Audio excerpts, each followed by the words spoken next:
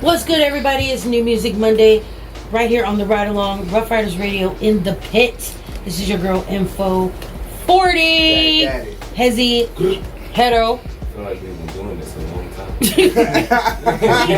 He always has something different to say. And we have RIO, CALLIX in the building, hey, yo. in the pit, right here from, all the way from Chicago. Yes, Yeah? Yeah. What part of Chicago? 63rd. I grew up right out there.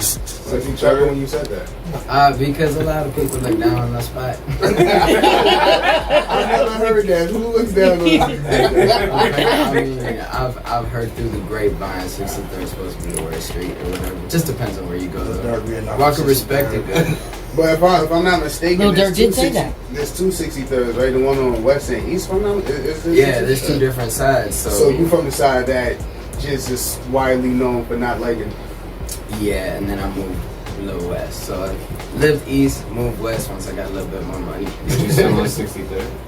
Yeah, still. I ain't get that much money yet. It's still in the hood, but it's the better part of it. Yeah. Nothing wrong with that. Wait, question real quick. There's a big Puerto Rican community out in Chicago? Yeah, man. Yeah, It's a whole little section of the city, pretty much, is its own city called Humboldt Park. Yeah. It's kind of starting to change up a little bit, but at one point, it was pretty much just Puerto Rico in Chicago. Like, you would walk in and that shit, damn near the weather would change in there. It's like, it was just different, you know? It's just saturated with Puerto Rican culture. Now it's a little bit less, you know, things get a little bit gentrified, and of course, as things change, like, certain buildings just don't exist anymore that used to be built by the people who came and created Humboldt Park in the first place. So, you know, some of that history and culture is getting a little lost, but at the same time, I mean, it's a give and take for everything, right? Yeah. So what were some of the you know, like just like different activities that you was into while you was over there on like? Cause did you grow up on 63rd all your life on the east? It's west, right? East first. Yeah, started off on the east side. On the east.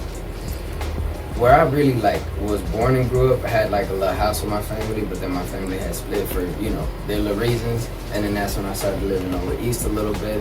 I kind of lived there, I want to say like about 6-7 years, moved up. Then stayed over the west side, and then after that just stayed between that and then my mom's crib up north too. So I bounced pretty much all over the city. I lived on the south, it was like home base, but then I also was in the north a lot. East, west side, the beach, so I just love exploring the city. You was into sports? Not as much, man. Soccer, baseball, really. Like, I love playing baseball, softball, especially throughout, like, middle and high school. But all I really did most throughout school is, like, sit down and study, like, music mostly. I didn't even really pay attention in school to what they was teaching me. It was really just music for me. I was on my phone just trying to study. So music always been there before sports? Yeah, music really been there before anything. Like, even as far as I can remember, and as far as even my parents can remember, they would tell me, like, I'll sit down as a baby, put some headphones on, and, like, start a track. You know, back when it was, like, cassette tapes, you know what I mean? Yeah. So I pushed a little cassette in, hit play. I guess I was, like, 3 or 4 years old. And my mom would tell me, like, I would sit there and, like, start listening, and she would see me, like, fake playing the guitar. Then I rewind it, play it again, and then she'd see me fake drumming, and then I rewind and play it again, and she'd see me starting to sing. So I was just always interested in, like, what made music or all the different elements of it since a baby. You happen to remember, I know possibly you can't, but any of the cassette tapes that you was listening to? Man, all of it was Michael Jackson, I want to say Mariah Carey, Whitney Houston, a lot of like the bigger just vocal influences for sure. A lot of salsa, a lot of merengue, I was just going to ask you, bachata. is there any Latin influence? Man, you know, we grew up listening to one that I actually got to work with this year, and it was kind of like a dream come true. He's Myers Rosa. He's like, he was a pretty big salsa artist here in Chicago, for example. Grew up listening to him. Yeah. That's different. Yeah, I got to do it. How'd you meet him? Like, how'd that come about? So it was a connection that I made through my management team, through Urban Grind TV. They really helped me out with it. He was the barber of my manager. Eventually they got to talking, got to finding out who each other were. And then he got back into music and producing. They heard what I was doing, and he was like, you know what, I want to make a song with you. And I was just like, one, a huge honor, and two, like, I got to work with somebody I grew up listening to. That's amazing. And he chose you to He told me, I want to make a song with you. I want you to like take the sound I got and modernize it and do your twist to it. I was like, wow, okay. You said he was a barber? Yeah, you cutting hair too? Wait, the guy that you wanted to work with cutting your hair? hair? What he had going on. And then he made a connection, and through you, he was like, I want to do music again? Yeah, basically, because he had already... He was RIO CALLIX. Yeah, man, I don't know quite yet, but I'm starting to figure that out, you know? But I just love inspiring and working with people. I've learned a lot, especially through this, through Urban Grind. I've been working with a lot of people who've been in the industry for a long time that, like I said, I stayed in and studied my craft more than anything, so I don't know names or connections or anything like that. Like, I come out and shake somebody's hand and not really realize exactly who I'm talking to, but it's also why I talk with respect on the same level to everybody. But now I'm starting to learn who these people are and be like, wow, it's like everybody in the room I'm starting to meet is like a heavy hitter in some sort of way. But that's coming with like knowledge and understanding. Yeah, like he was just about to breeze over and start something like that. Yeah. Oh, I did a feature. That amazing story. Rabbit hole. That's crazy. Yeah, that's one of the few things I've gotten to do, which I feel like have been pretty cool lately. But it's all been opportunities that like to have come from making great connections with people. So is it hip hop or is it Latin hip hop? Like, what are you doing? I'm kind of doing it all. I mean, I want to say I'm more focused in Latin because my music is mostly in Spanish anyway. Right. And like English was really my second language. I had to learn it kind of growing up because I want to say I spoke Spanish only until about like 6-7 years old. And then that's when my parents had kind of tried to start teaching me English more. And I started watching movies and TV with subtitles. And then that's how I kind of learned like English and how it's supposed to be spoken, and the English people actually speak it, you know? And I feel like sometimes my accent still comes out, or like a lack of understanding here and then, but his English is amazing. But I do try to branch out better than mine. with everything. You know what's crazy? Like hearing that from another perspective, right? Because like I on and off like learn Spanish. Like I could, you know, pick up on certain things, probably say a few things back. But I would say the same thing. Like I try to learn how Spanish is supposed to be spoken and how people out here speaking with the slang. And hear that coming to the English side, I'm like, you know what? Yeah. When I was young, I spoke straight Spanish. And then when I got to school was when I was in ESL for therydelong. Man, when it came to learning, for example, like lingo in English, people would tell me certain things and I would just be so confused. Like, for example, I didn't really know that, like, can I cuss on you? Yeah. Yeah, I didn't know that, like, shit was, like, anything other than just shit, you know what I mean? So when people say that shit or that shit fire, whatever, I would always assume they were, like, talking shit to me, you know? And there again, talking shit, that's a whole different meaning behind that I get what same you're word. saying, yeah. You know what I mean? Yeah. So that was one thing to me. I was like, wow, man, I could really get in so much trouble. That's why I was just, man, every time I heard somebody say something to me, I would just kind of repeat it in the same context, and if they got offended, then I know they was trying to offend me, so we cool. That's smart. You know where you stand. So, you know, you pretty much heavily diverse on both sides, Latin and hip hop, and you know I know a lot of artists like to say they got their own sound, but I would pretty much assume that you definitely do have your own sound coming like that, because unless I'm not listening hard enough, there's not too many artists that I know about that's actually doing that. Like, you know what I'm saying? Like, they probably will do like a Spanish song or something like that, then everything else hip hop, or vice versa, whatever the case may be.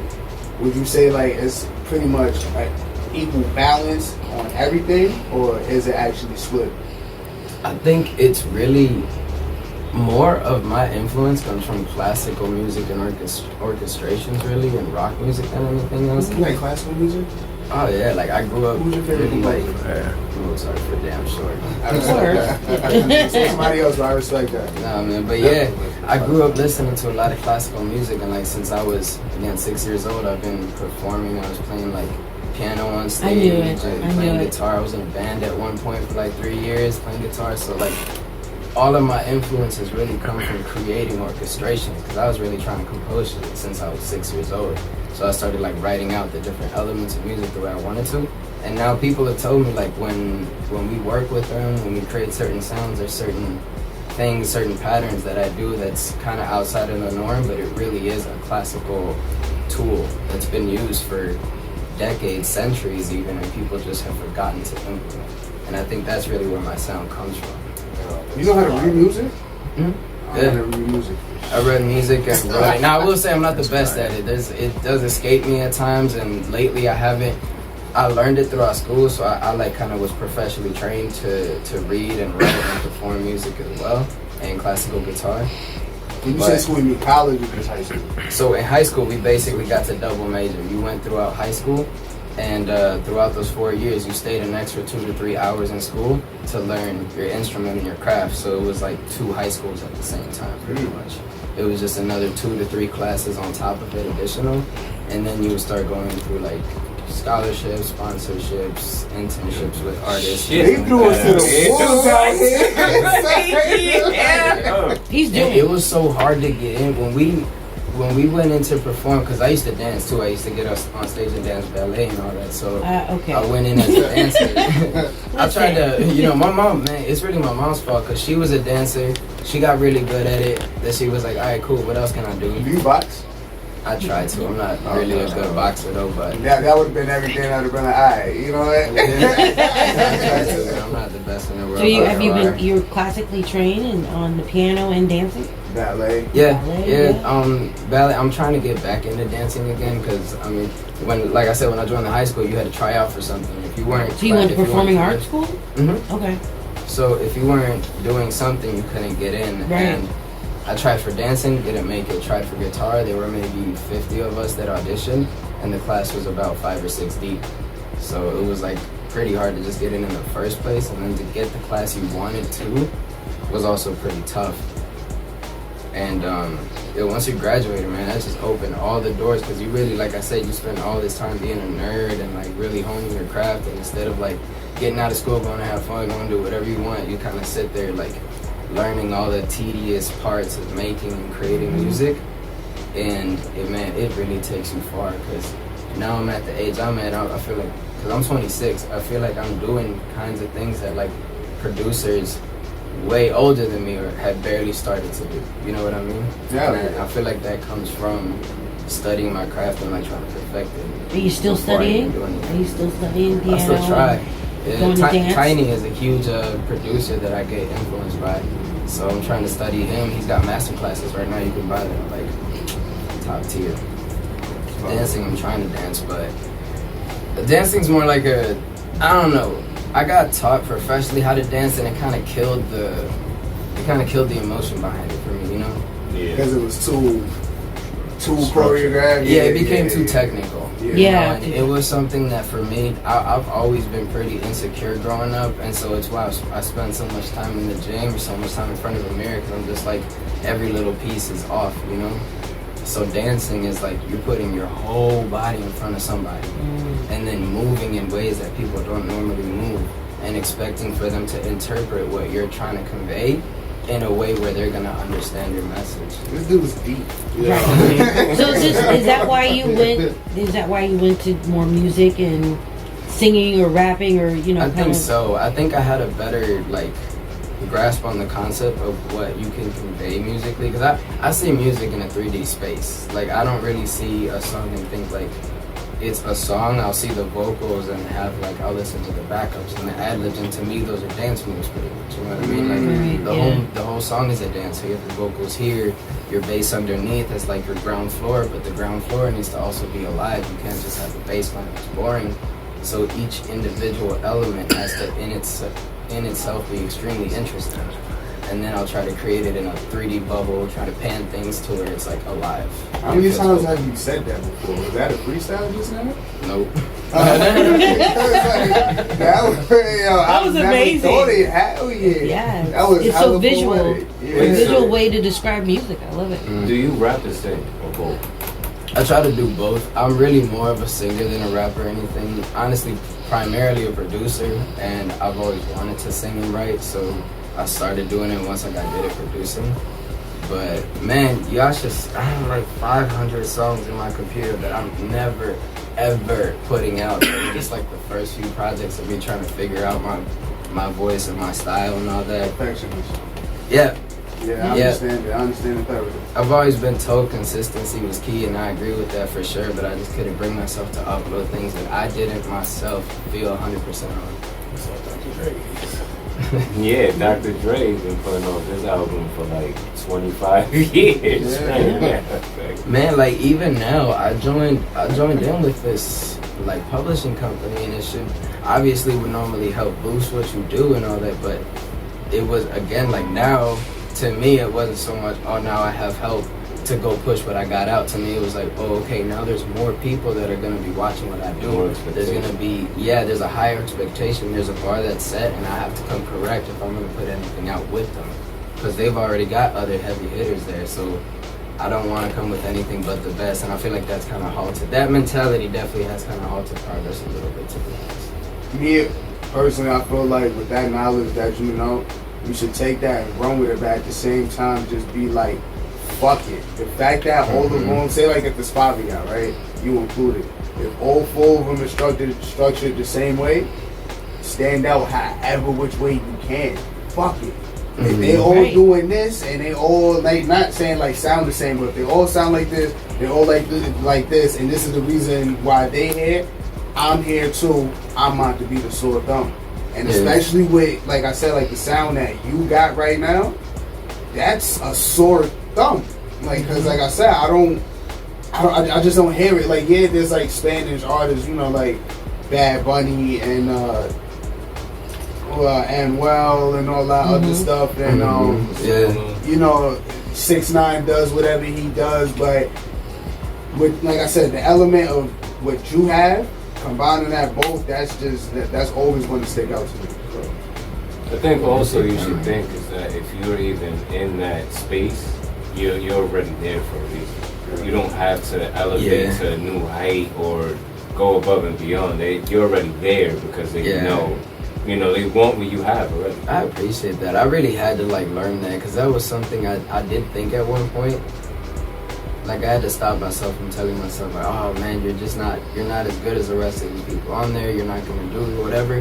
I was like, exactly what you said, like I'm here for a reason. I wouldn't be here if they didn't like what I was doing already, if they didn't already think that I was worth anything, you know. So that's what kind of helped me kind of calm down. I ended up making an EP in like 3 weeks after that, made a couple more singles, beats, all type of stuff, and now we're starting to really see a whole lot more movement. I feel like once I caught on to that, I did more in like 3 or 4 months than I was able to do in like 3 or 4 years. Yeah, because then you're allowed to just quick fire. You know what I mean? You're in that space, you're in that mindset, you're already elevated. Now you're here, you know what I mean? Man, I grew up like I said, I didn't really pay attention in school, and it wasn't really just because I was like lazy or I didn't care or whatever. It's just I grew up with ADHD, and I didn't know that until like way late into school. And also I didn't realize I was blind. Like I needed glasses with contacts to see, so I already couldn't see the board wherever I was sitting. And then on top of that, I can't focus anyway. And on top of that, I want to get up and move and balance like I can. Y'all see me moving right now. Like, I can't really sit still like that. It's hard. But I kind of learned to use that in a way as like a superpower for my music. So when I'm working, like the hyper focus of ADHD, that like hyper focus syndrome or whatever they call it, I use that when I'm working. Like if I'm in there producing and working on something, there's nothing that can distract me unless you touch me, you know? Like anything could be going on and I'm there. Like, and then again, it helps me a lot with music because like ADHD kind of makes everything that's going on really obvious to you all at once. So like every detail, for example, like I'm looking at that, I'm looking at you, I'm talking to y'all. While I'm talking to y'all, there's like actual information being drawn in, like His sweater's gray, his pants are black. There's an R there that looks like a cool, like, But do you every ever little lose your train of detail thought all when at it get like once. that? Do you ever lose your train of thought? Like, Oh, you yeah, say you it's just, yeah. you're over it's here, you thought, and then all of a sudden you're like, wait, what? What was in the middle of talking? Yeah, I'm sure Yeah. there's even parts of, like, in this interview where I'm talking, and, like, it's probably obvious I was going in one direction, and then I went a whole nother one and talked about something completely different. But, you know, I kind of learned to live with it, because I tried to nullify it, tried to take, like, you know, medicine for that stuff, but I became a zombie. I wasn't able to create or produce the Right. things that I was Yeah. supposed to do. And once I just decided to say, man, fuck it, this is me, and not only is it a big part of me, it kind of like helps me in ways. I just tried to use it all the time, stop caring about what people think. Yeah, because honestly, when they try to diagnose people with ADHD, I feel like it's just another way to say they gifted. Because That's what people tell me. I'm like telling that. you, because you saying all of that, I'm like, yo, damn. I was telling him a while back, I was like, my brain works like a computer. That's why I'm always like, you get what I'm saying? I see everything as soon as I walk into the room. I know what's going on. Like you as process soon- every single Right, detail so all at sometimes once. I just pause and be in space, but it's just like I'm processing everything that's going on. Yeah, it's crazy you say that, because I've been Yeah. trying to like tell people about that or have them understand that part of it.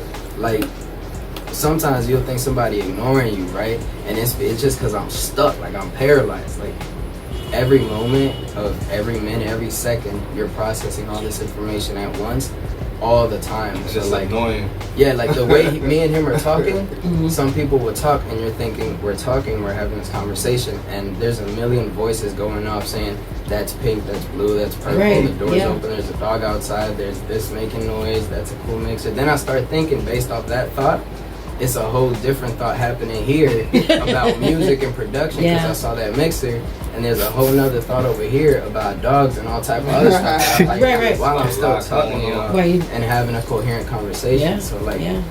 it kind of helps, especially in meetings, because I'm able to express something, talk to somebody, and also intake all the information and like create a better game plan. So what's your ultimate goal in the industry? Like 10 years from now, where is RIO CALLIX going to be?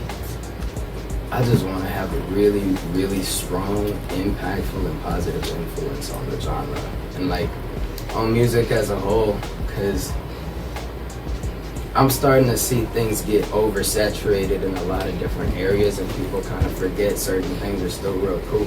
Like, we'll say, for example, the newer generations love bass heavy mixes and such, you know? And salsa as a genre, for example, isn't that heavy. It doesn't thump like that, you know? But you take something like that, you take the production, you start changing up the percussion for different newer drums that you would normally use in like a dubstep track. Take the bases of like stuff like that and mix it in, and now all of a sudden you got like a whole new, you basically got like neo salsa. And then the newer generations also get to feel that same like thump, that same rumble that they love for music, and get to experience and enjoy a classical style of music that they otherwise would miss out on, because they don't feel the same way they feel about other music when they listen to it. So ultimately my goal is to try to bring all of that back in, try to unify the whole music scene, try to bring as much as I can in together and see how far I can take it. Because, I mean, like, I don't know how many people are spiritual in here, but there was, man, I was in an accident that I know should have definitely 1,000% killed me, and it didn't. You talking to some spiritual motherfuckers? Yeah. Yes. But Right man, here yeah, with you. I had that experience, and ever since then, like, I knew for a fact I was dead. Like, the moment I got hit by a truck too, so my car got hit by two people that were racing on the road, and it was wet. It was raining out. One hit me and just kept going, but he didn't hit me that hard.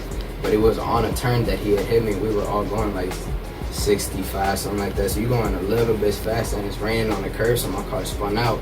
And when it spun out, it hit the sides a couple of times, and then the truck came, a semi took the front half of my engine and my bumper and all of it, and my car spun out again. And the moment that thing hit me, I was like, yep, I died. I was like, hey man, I did what you told me to do, I think. I hope I did it right, you know, and that was it.